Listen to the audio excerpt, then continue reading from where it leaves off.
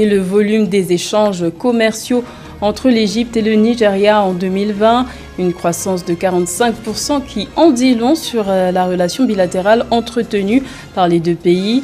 Une préférence pour le fret maritime est à noter dans ces échanges commerciaux.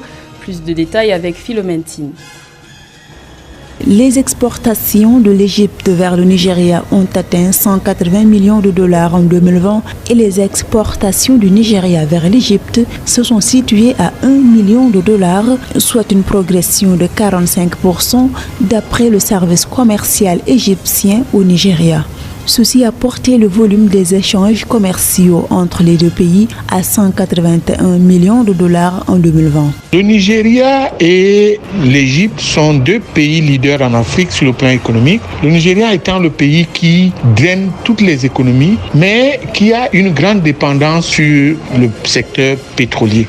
D'où la nécessité de diversifier ses relations. Le Nigeria, à travers cette relation, va donc profiter pour augmenter sa compétitivité, mais l'Égypte a beaucoup à apprendre au Nigeria dans le domaine de la transformation des produits. L'Égypte et le Nigeria continuent à œuvrer afin de mieux stimuler les échanges commerciaux et les investissements communs. C'est dans ce cadre que le pays maghrébin envisage d'accroître les possibilités d'exportation de meubles vers le Nigeria, même si le pays ouest africain. Alors, selon nos dernières informations, ce sont bien 48 civils qui ont trouvé la mort hier dans cette triple attaque. Alors, pour le déroulé des faits, les présumés djihadistes, vous l'avez dit, se sont mis à l'entrée des villages et ont commencé, je cite une source locale, à tirer sur tout ce qui bouge. Donc l'armée doit se rendre sur place, ainsi qu'une délégation régionale. Pour rappel, donc les villages de Ouattaguna, cette commune rurale de Ouattaguna se trouve dans le cercle d'Assango, la région de Gao, qui est en proie à une lutte d'influence entre les différents groupes islamistes sur place, c'est-à-dire le groupe de soutien à l'islam et aux musulmans, le JNIM, mais aussi à l'EIGS, l'État islamique au Grand Sahara. Afghanistan, avec le retrait des soldats américains, on s'attendait à une avancée des talibans, mais sans doute pas à ce point et sans doute pas aussi vite. Le groupe s'est emparé ce lundi d'Aibak, la 6e capitale provinciale, a tombé entre leurs mains en 4 jours seulement. On en parle avec vous, Frédéric Grard. Bonjour, vous êtes chercheur au Conseil européen pour les relations internationales. Alors, le contexte, encore une fois, c'est le retrait des soldats américains, mais 6 grandes villes, des capitales régionales qui tombent en 4 jours seulement, est-ce qu'on s'attendait à ce que les talibans progressent de manière aussi fulgurante ? Alors, aussi vite, probablement pas. Ceci dit, il y a quelque temps déjà que la quasi-totalité des capitales provinciales étaient encerclées par les talibans et que dans ces conditions, elles tombent relativement rapidement. C'est pas tout à fait une surprise non plus.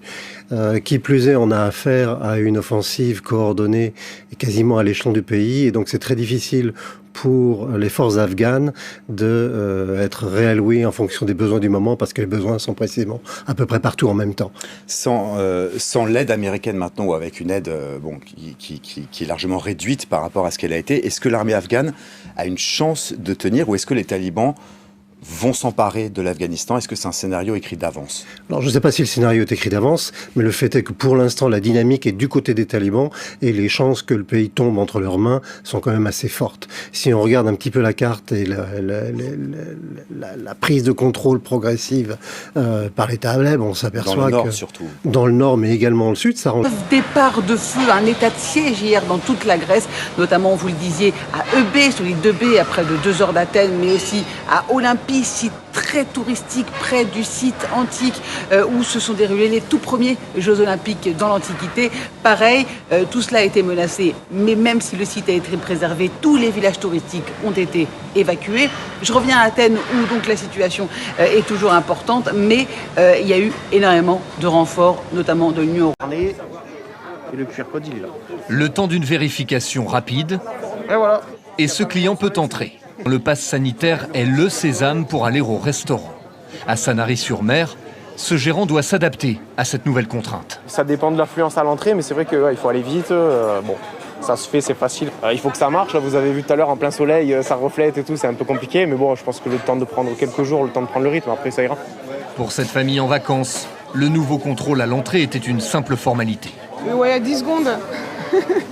supportable? C'est supportable et puis on a l'apéro. Ce qui est clair, c'est qu'il y aura un équilibre à trouver sur le terrain parce que Lionel Messi, c'est quand même quelqu'un qui prend beaucoup de place, qui a un énorme volume de jeu sur le terrain et donc c'est surtout une question sportive. Comment est-ce que Mauricio Pochettino va équilibrer cette attaque exceptionnelle, peut-être la meilleure attaque de l'histoire du football, Messi, Neymar, Mbappé, avec un équilibre défensif qui est un petit peu incertain.